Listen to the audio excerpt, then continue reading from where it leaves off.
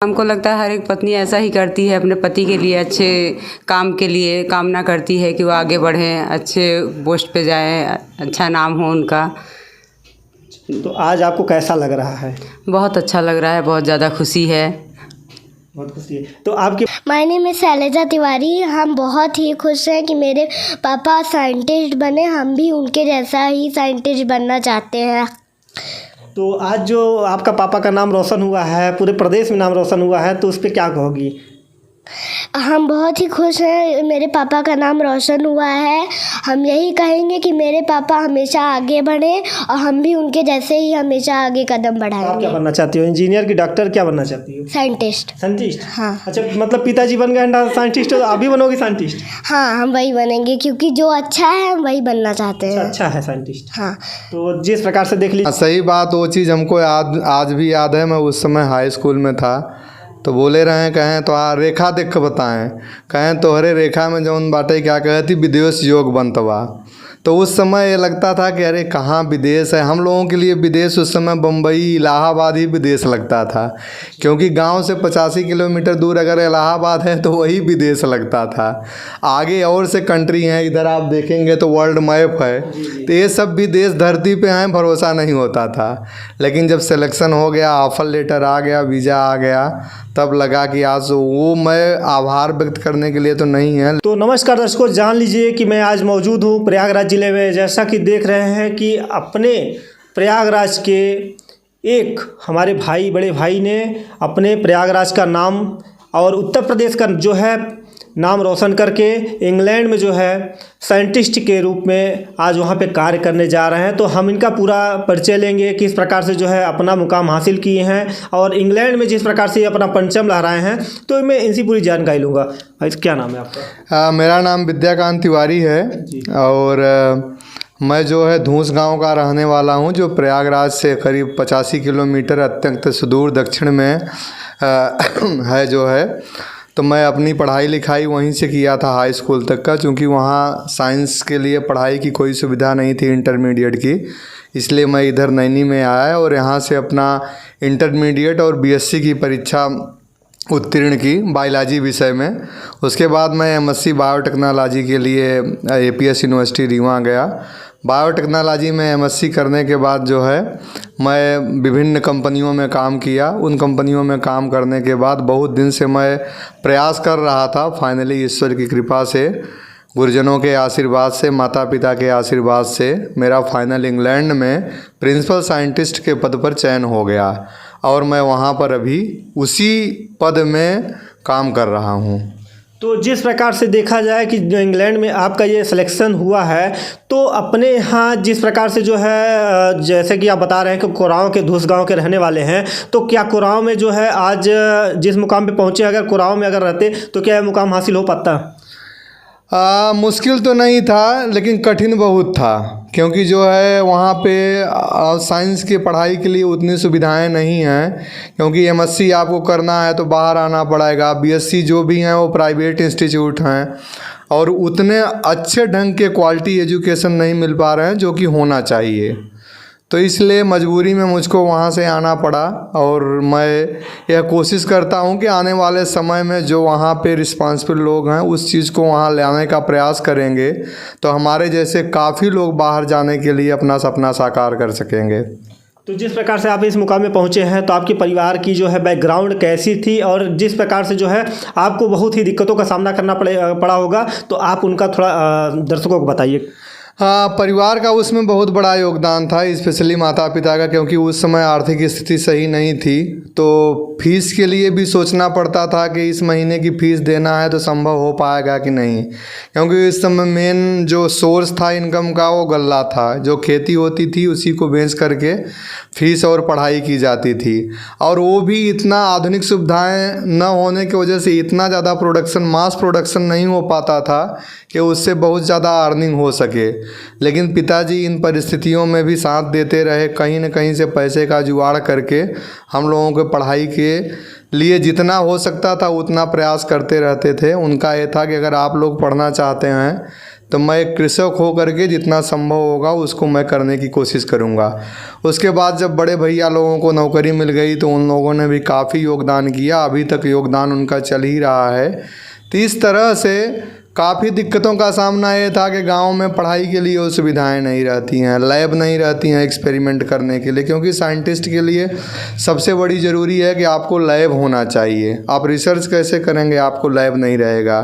तो बहुत सारी संसाधनों की कमी की वजह से वो चीज़ें नहीं मिल पाती थी, जो चीज़ जो है क्या कहते हैं बाहर आने के बाद मिली। और बहुत संघर्ष था, क्योंकि इस सपना था मेरा कहीं मैं बाहर जा पाऊँगा कि नहीं, और वो सपना जब साकार हुआ तो लगता था कि हाँ भाई मेहनत कर रहा था, विश्वास था, इसलिए वो फाइनली जा कर के मुकाम हासिल हुआ है। तो बहुत ही संघर्षपूर्ण था। मेनली जो उसमें संघर्ष था आर्थिक स्थितियाँ थी, इतना मजबूत न होने की वजह से जो है काफ़ी सारी दिक्कतों का सामना करना पड़ता था। फ़ीस देने के लिए किसी न किसी से लेना पड़ता था, क्योंकि MSc बायोटेक की फ़ीस जो है क्या कहते हैं ज़्यादा थी, कुछ 60,000 थी पूरे साल के लिए। तो उसके लिए कहीं न कहीं से हमको व्यवस्थित करना पड़ता था, जुगाड़ करना पड़ता था।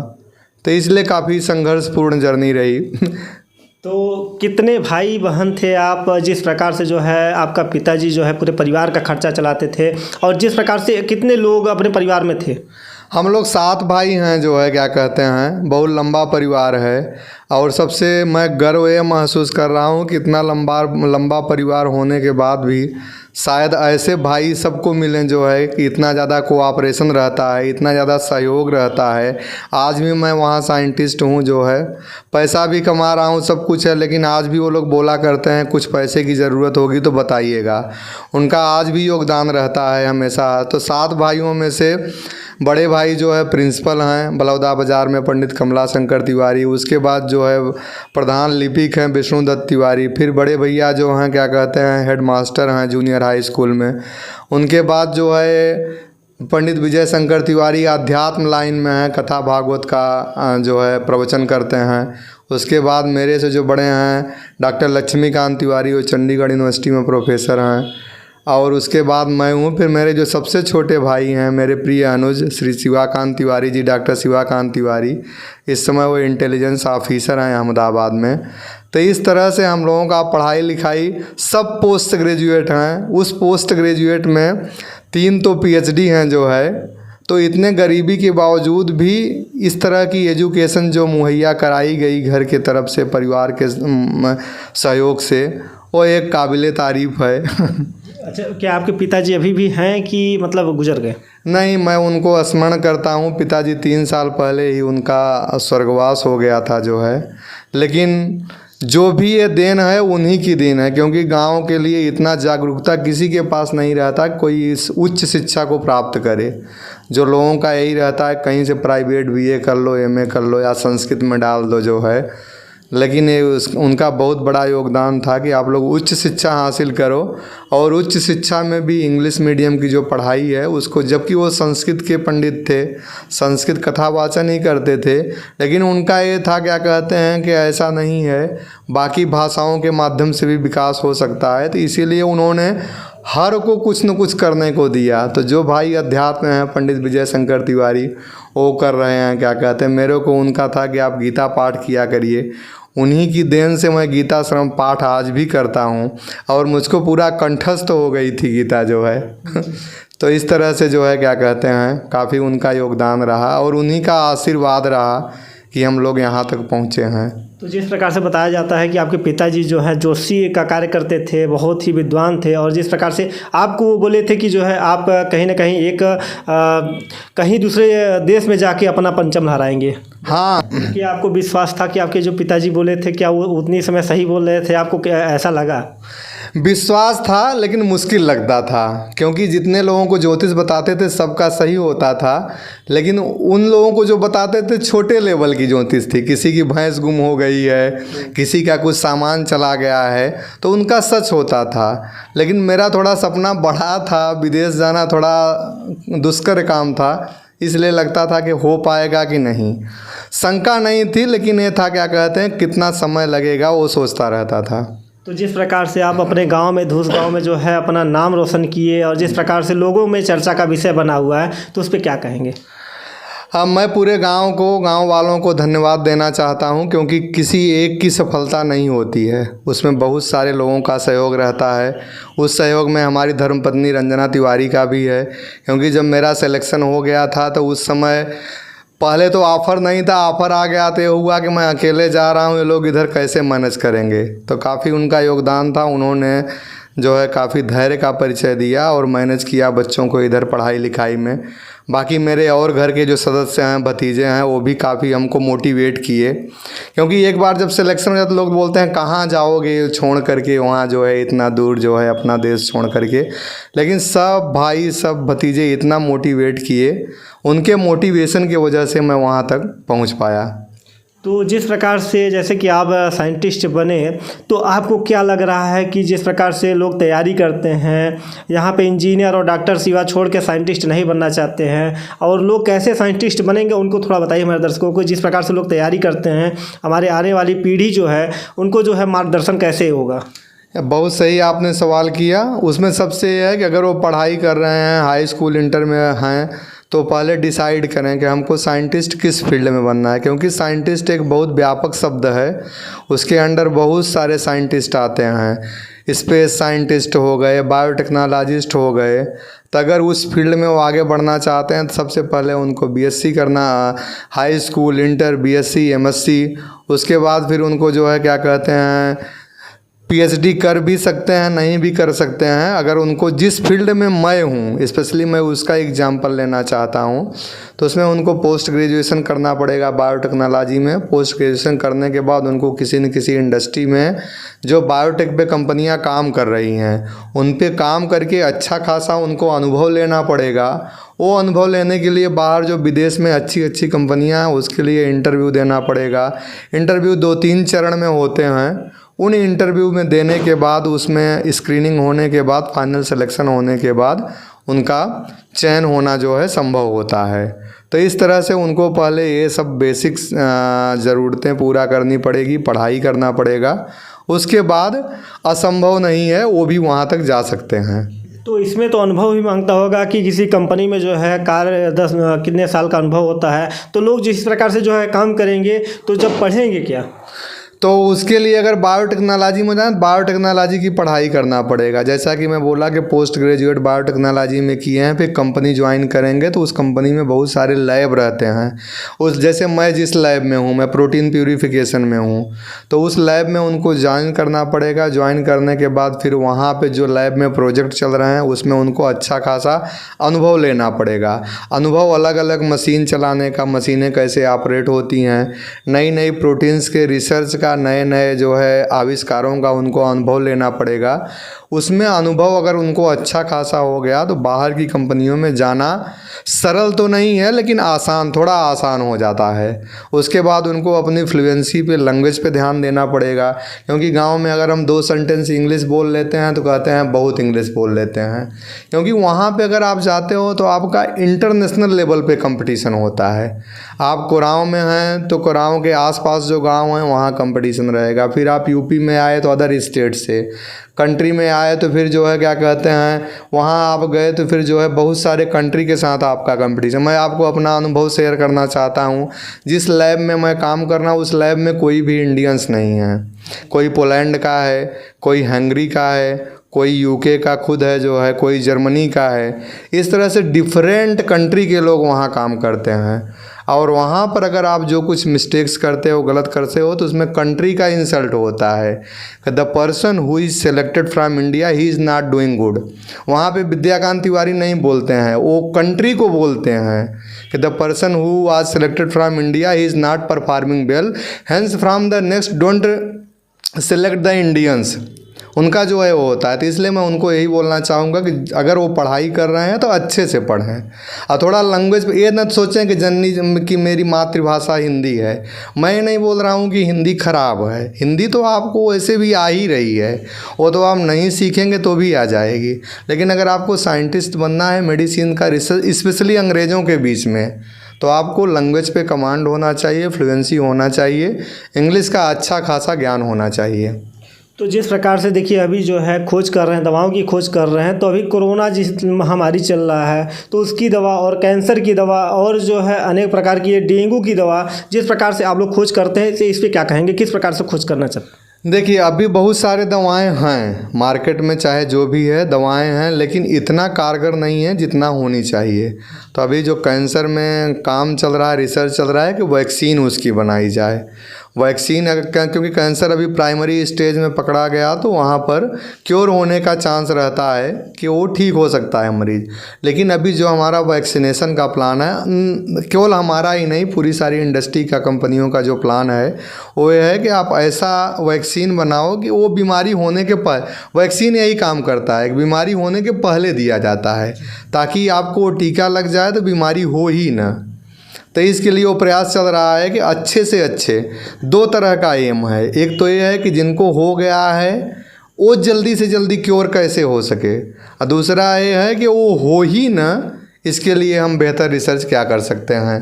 तो इसी पे हम लोग कार्यरत हैं और मैं आशान्वित हूँ कि जल्द से जल्द उसकी दवा जो है मार्केट में आएगी। तो जिस प्रकार से जब आपका सिलेक्शन हुआ, आप इंग्लैंड की आपका जो है लेटर आया, तो आपको कैसा लगा, कैसा प्रतीत हुआ कि जो है हमको जो है इंग्लैंड जाने का मौका मिला? प्रतीत तो ऐसा हुआ कि वो शब्दों में बयां करना मुश्किल है। और ये तो उस समय थी जब लेटर आया, जो है क्या कहते हैं, तो विश्वास नहीं हो रहा था कि लेटर आया। तो उसको मैं 2 बार पढ़ा। 2 बार पढ़ने के बाद दोनों का मतलब एक ही निकला कि उसमें पॉजिटिव लिखा है। क्योंकि उनके मेल जो आते हैं, लेटर आते हैं, निगेटिव के भी आते हैं कि आप सेलेक्ट नहीं हो पाए इस वजह से।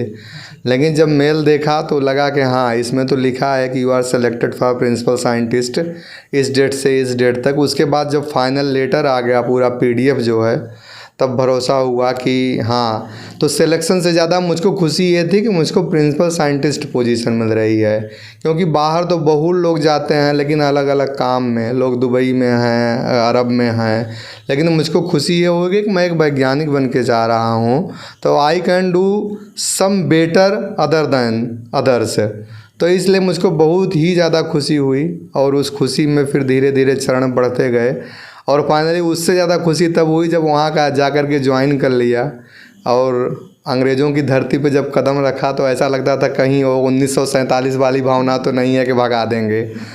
लेकिन चूंकि प्रिंसिपल साइंटिस्ट पोजीशन बहुत बड़ी थी और मैं एक फेजेस के थ्रू गया था, इंटरव्यू के थ्रू, स्क्रीनिंग के थ्रू, तो ये सब प्रॉब्लम नहीं आई और फाइनली ज्वाइन किया। तो अपने यहाँ उत्तर प्रदेश के प्रयागराज के लोगों को क्या संदेश देना चाहते हैं, जो लड़के तैयारी कर रहे हैं उनको क्या संदेश देना चाहते हैं? संदेश यही है कि अगर वो साइंटिस्ट बनना चाहते हैं, इस बायोटेक्नोलॉजी के फील्ड में जाना चाहते हैं, तो सबसे पहले वो रूट पता करें। कभी कभी वो भटक जाते हैं, घर वाले बोलते हैं अरे यार नहीं इसमें कर लो, जूलॉजी में MSc कर लो, कोई बोला बॉटनी में कर लो, नहीं केमिस्ट्री बहुत अच्छा होता है। मेरे मौसा के लड़का वहाँ पर वो बन गए हैं, क्या कहते हैं, लेक्चर हैं। तो ये नहीं, उनको भटकना नहीं है, उनको पहले डिसाइड करना है कि अगर हमको साइंटिस्ट बनना है तो उसका रास्ता क्या है। वो रास्ता जो उस फील्ड में है वही बता सकता है, दूसरे कोई नहीं बता सकते हैं कैसे उनको जाना है। तो प्रॉपर गाइडेंस की ज़रूरत है, उनको दर्शन की ज़रूरत है और सबसे पहले उनको एम डिसाइड करने की ज़रूरत है, वो बनना क्या चाहते हैं। कन्फ्यूज़, क्योंकि इधर प्रॉब्लम है, वहाँ पे मैं UK में देखा, जहाँ पे अभी रह रहा हूँ, वहाँ पे शुरू से ही डिसाइडेड है कि वो क्या बनना चाहता है। इधर हम BSc कर लिए, MSc कर लिए तो बोलते हैं B.Ed कर लो, टीचिंग में बहुत, तो वैकेंसी के अनुसार हम तैयारी करते हैं। ऐसा नहीं होना चाहिए, हमको एम के हिसाब से प्रिपरेशन करना पड़ेगा। तो इसमें वैकेंसी कैसे आती है? इसमें वैकेंसी आपकी जो कंपनी की वेबसाइट होती है, जिस कंपनी में आप अप्लाई करें उसके वेबसाइट पे जाना पड़ता है, उसमें जॉब सर्च करके देखना, वो वेबसाइट पे कंपनी अपने वैकेंसी को एडवर्टाइज करती है कि प्रिंसिपल साइंटिस्ट के लिए पोजीशन है, रिसर्च साइंटिस्ट के लिए पोजीशन है, इंजीनियर्स के लिए, वो आपको देखना पड़ता है और आपको देख करके अप्लाई करना पड़ता है एज़ पर योर एक्सपीरियंस, कि आपका जिस फील्ड में एक्सपीरियंस है वो एक JD पढ़ करके जॉब डिस्क्रिप्शन आपको अप्लाई करना पड़ता है। अगर साइंटिस्ट को पसंद आया, कंपनी को पसंद आया कि आपका जो अनुभव है, if it is matching with that JD, then they will call you. तब वो कॉल करके फिर इंटरव्यू की प्रोसेस आगे चालू होगी। तो जनरली 2 या 3 चरण में इंटरव्यू रहता है। उसको क्वालिफाई करने के बाद फिर आपको, अगर उनको पसंद आया तो जो है आपको कॉल करें, क्योंकि एक पोजीशन आती है, एक पोजीशन के लिए कम से कम 100 कैंडिडेट अप्लाई करते हैं एक्सपीरियंस वाले, तो वहाँ पे थोड़ा कंपटीशन बहुत टफ हो जाता है। तो जिस प्रकार से अपना मुकाम हासिल किए और जिस प्रकार से अपनी मेहनत और लगन से जो है यहाँ इस मुकाम पे पहुँचे हैं, कहीं ना कहीं जो है इनकी धर्मपत्नी का भी इसमें बहुत बड़ा योगदान रहा। और इनकी मैं धर्मपत्नी से ही पूछूंगा कि इनका जो है योगदान जो रहा वो कैसा रहा और जिस प्रकार से इनकी जो तैयारियाँ रही वो किस प्रकार। तो जान लीजिए कि हमारे साथ जो ये कामयाबी हासिल की है और इनकी धर्मपत्नी हमारे साथ जुड़ चुकी हैं, जिस प्रकार से इनका भी कुछ योगदान कह दीजिए कि इनका पूरा योगदान है, क्योंकि माता पिता और भाई बंधु का जो जिस प्रकार से इनका योगदान रहा और इनकी धर्मपत्नी का भी पूरा हाथ रहा। क्या नाम है अपना? नाम बताइए। मेरा नाम रंजना तिवारी है। हाँ, और जिस प्रकार से आपके पति जी जो हैं आज साइंटिस्ट बने हैं, अपने उत्तर प्रदेश पूरे प्रदेश का नाम रोशन किए हैं, इस पर क्या कहना चाहती हैं आप? मुझे बहुत खुशी है कि वो साइंटिस्ट बने हैं और उन्होंने जो भी कदम बढ़ाया मुझे पता था कि वो अच्छे के लिए ही बढ़ा रहे हैं, इसलिए मुझे बेहद खुशी हुई है ये सब जानकर कि वो साइंटिस्ट बन गए वहाँ पे। तो आपने जिस प्रकार से इनका पूरा सहयोग दिया, इनका पूरा समय दिया, तो इस पर क्या कहेंगे? दर्शकों से क्या बताएंगे कि जिस प्रकार से एक धर्मपत्नी जो है अपने पति की मनोकामना को चाहने के लिए उनकी मन्नतें और उनकी जो है फरियाद को जो है भगवान से प्रार्थना करती है, तो उसके लिए क्या कहेंगी? यही सब हमको लगता है हर एक पत्नी ऐसा ही करती है, अपने पति के लिए अच्छे काम के लिए कामना करती है कि वो आगे बढ़ें, अच्छे पोस्ट पे जाएं, अच्छा नाम हो उनका। तो आज आपको कैसा लग रहा है? बहुत अच्छा लग रहा है, बहुत ज़्यादा खुशी है। बहुत खुशी है। तो आपके परिवार के जो मम्मी पापा हैं वो इनको क्या बधाई दिए, क्या किए? सब लोग खुश हुए, बधाई दिए, सबको अच्छा लगा कि कोई ऐसा अपने यहाँ से जाके हम लोग का नाम रोशन किया। तो इनके my name is Shailja Tiwari. हम बहुत ही खुश हैं कि मेरे पापा साइंटिस्ट बने, हम भी उनके जैसा ही साइंटिस्ट बनना चाहते हैं। तो आज जो आपका पापा का नाम रोशन हुआ है, पूरे प्रदेश में नाम रोशन हुआ है, तो उस पर क्या कहोगी? हम बहुत ही खुश हैं, मेरे पापा का नाम रोशन हुआ है। हम यही कहेंगे कि मेरे पापा हमेशा आगे बढ़ें और हम भी उनके जैसे ही हमेशा आगे कदम आप क्या बढ़ाएंगे। बनना चाहती हो? इंजीनियर की, डॉक्टर, क्या बनना चाहती हो? साइंटिस्ट। साइंटिस्ट? हाँ। अच्छा, मतलब पिताजी बन गए साइंटिस्ट, तो आप भी बनोगी साइंटिस्ट? हाँ, हम वही बनेंगे क्योंकि जो अच्छा है हम वही बनना चाहते हैं। अच्छा है साइंटिस्ट। हाँ।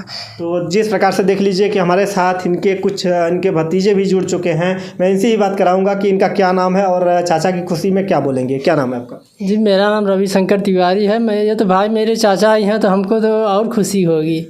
तो जिस प्रकार से ये मुकाम जो हासिल किए हैं, अपने पूरे प्रदेश का नाम रोशन किए हैं और अन्य ज़िले में जाके जो है, इंग्लैंड में जाके जो है अपना परचम लहराए हैं, तो इस पर क्या कहेंगे आप?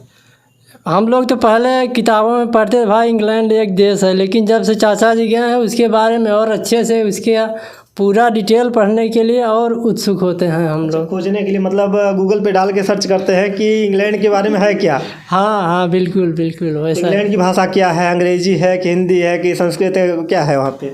वहाँ तो इंग्लिश ही टोटल है पूरा, टोटल है। लेकिन जब चाचा से बात होती है तो हिंदी में बोलते हैं हम लोगों से। तो आज जैसे इतनी ही उम्र में जो है आपके चाचा जो है ये मुकाम हासिल किए हैं, तो आप क्या कहेंगे? हर लड़के को, हर लड़की को जो भी पढ़ता है अच्छे से और सही से पढ़े तो ज़रूर वहाँ तक पहुँचेगा। तो आइए, और हमारे भाई साहब हैं। क्या नाम है भाई साहब? मेरा नाम आशुतोष है। तो आप इनके कौन हैं? हमारी ये चाचा जी हैं और हम लोगों को जब पता चला कि हमारे चाचा जी इंग्लैंड जा रहे हैं और वो भी साइंटिस्ट बनके, तो हम लोगों को बड़ी खुशी हुई और हम लोगों को बड़ी प्रसन्नता हुई कि हमारे गांव से कोई पहली बार विदेश जा रहा है। और जिस तरह से हमारे चाचा जी ने और हमारे दादाजी ने इनके पीछे इतनी मेहनत की थी, आज वो जाके रंग लाई। अनफॉर्चुनेटली हमारे दादाजी नहीं है, अगर आज होते वो तो वो बहुत खुश होते, क्योंकि वो जब तक थे तो हमारे चाचा से यही पूछते थे कि विदेश जाने का चांस है या नहीं है। तो हमारे लिए, हमारे गांव के लिए और हमारे परिवार के लिए बड़ी खुशी की बात है कि हमारे चाचा जी विदेश जाकर हमारे देश का, हमारे गांव का नाम रोशन किया। और हम लोगों की यही इच्छा है कि दिन प्रतिदिन और बड़ी से बड़ी कंपनियों में जाकर ये हमारे गांव का और हमारे देश का नाम रोशन करें। तो जिस प्रकार से देख रहे हैं कि आपके चाचा जी जो हैं अपनी कम उम्र में जो है इतना मुकाम हासिल किया, तो क्या कहेंगे आप? नहीं नहीं, ये बड़ी प्रसन्नता हो रही है। और हम तो उनको वो जब से यहाँ नैनी में पढ़ाई करते थे हम लोग तब से जानते हैं। उन्होंने जिस प्रकार से मेहनत की वो मेहनत शब्दों में नहीं बयां की जा सकती, उसे केवल महसूस किया जा सकता है। और ईमानदारी से पढ़ने वाला छात्र यह ज़रूर महसूस करेगा कि इसके पीछे कितनी मेहनत लगती है साइंटिस्ट बनने के लिए, क्योंकि ये कोई गवर्नमेंटेड जॉब नहीं है। हालांकि गवर्नमेंटेड जॉब भी मेहनत लगती है, लेकिन साइंटिस्ट एक ऐसा फील्ड है जहां आपको दिन प्रतिदिन पढ़ना पड़ता है और आपको कुछ नया हासिल करना पड़ता है। तो उन्होंने बहुत मेहनत की और आज जिस मुकाम पर पहुँचे हैं मुझे बहुत खुशी हो रही है और हमारे परिवार के सभी व्यक्तियों को बड़ी प्रसन्नता हुई है। तो जिस प्रकार से यहाँ बच्चे पढ़ते हैं तो लोग उनके घर वाले कहते हैं कि इंजीनियर बन जाओ, डॉक्टर बन जाओ और सिविल की तैयारी कर लो और जज बन जाओ, तो एक साइंटिस्ट बनने में जो है घर वाले तो कभी नहीं कहते हैं साइंटिस्ट बन जाओ, तो इस पर क्या कहेंगे आप? नहीं नहीं, हमारा मानना है कि बच्चे का जिस फील्ड में इंटरेस्ट है पेरेंट्स को उसी फील्ड में उनको प्रमोट करना चाहिए। किसी भी पेरेंट को अपने बच्चों पर ये नहीं कहना चाहिए कि आप डॉक्टर बनिए, इंजीनियर बनिए। बस ये कहना चाहिए कि जिस फील्ड में आप जा रहे हैं उस फील्ड में एक्सीलेंट हों, मतलब नॉलेज गेन करें, उस फील्ड में आप अव्वल रहें। तो वो कोई भी फील्ड हो आप हमेशा उसमें सक्सेसफुल रहेंगे और नंबर 1 रहेंगे। तो देख लीजिए दर्शकों कि जिस प्रकार से हमारे भाई साहब ने बताया कि जब मेहनत करेंगे मेहनत ही रंग लाती है। हमेशा जो होती है कहते हैं कि अगर कठिनाई तो बहुत होती है मगर मंजिल जो है जब मिलती है तो बहुत ही अच्छा लगता है। तो हम सच के प्रतीक में जो है यही सच का आईना दिखाते हैं कि जैसे ये भाई साहब विद्याकांत तिवारी जी जो है आज साइंटिस्ट जो बने हैं, आज जिनका मैं आपको इंटरव्यू दिखाया कि यही कहेंगे कि सभी लोग जितने भी छात्र हैं इनका कम से कम थोड़ा सा सीखें और जिस प्रकार से साइंटिस्ट अपने देश का नाम रोशन किए हैं। तो अब एक बार क्या कहना चाहेंगे देशवासियों क्षेत्रवासियों को? देशवासियों को मैं बहुत धन्यवाद और उनका आभार व्यक्त करना चाहता हूं कि अगर आज मुझको देश में प्लेटफार्म न मिला होता, देश में पढ़ने का मौका न मिला होता तो मैं इस मुकाम पर न पहुंच पाता। तो इसलिए मैं बहुत बहुत आभार व्यक्त करता हूं अपने देशवासियों का, अपने परिवार का, अपने मित्रजनों का कि उनके प्यार के सहयोग से आज मैं वहां तक पहुंच पाया।